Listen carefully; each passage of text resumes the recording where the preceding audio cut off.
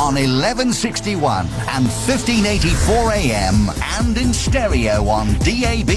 For Tayside and Fife, This is Tay AM. Tay AM. The headlines this hour. United chairman calls for end to smear and innuendo. Biggest leap in fuel prices for a generation, and council housing rent in Dundee set to rise. This is Tay News with Craig Hamilton. Stephen Thompson is calling for an end to the smears and scurrilous rumours which are dogging him and his family. The Dundee United chairman has released a statement confirming he had a relationship with a 24-year-old woman in 2009 who gave birth in March last year. She's now claiming that the baby is his. Thompson's offered to undergo a DNA test to determine paternity, and if it is his, he says he'll fully support the child. He says the innuendo is causing immense distress to him and his family.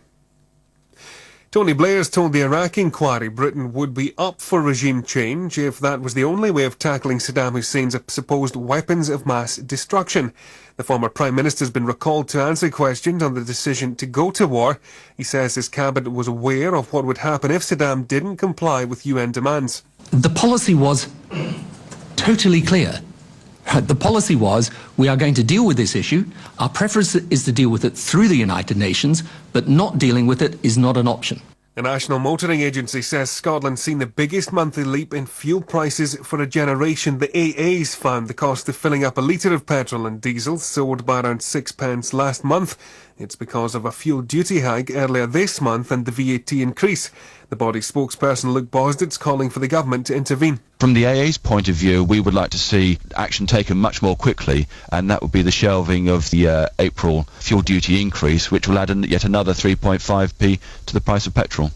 Council house rent in Dundee is expected to be raised. The local authority will convene on Monday and are expected to approve a 4.5% increase.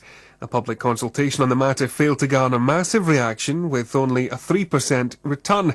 Lib Dem councillor Fraser McPherson says he'll fight the increase. On Monday night, I will certainly be moving a lower increase in rents. I think what the SNP is proposing is far too high, and I very much hope that the administration will think again. I think it will impact on hard-pressed families, and I think it's important that we have a lower rent increase in Dundee this year. It was quids in for around 60 people last night as a Dundee cash machine paid out double money. Queues of people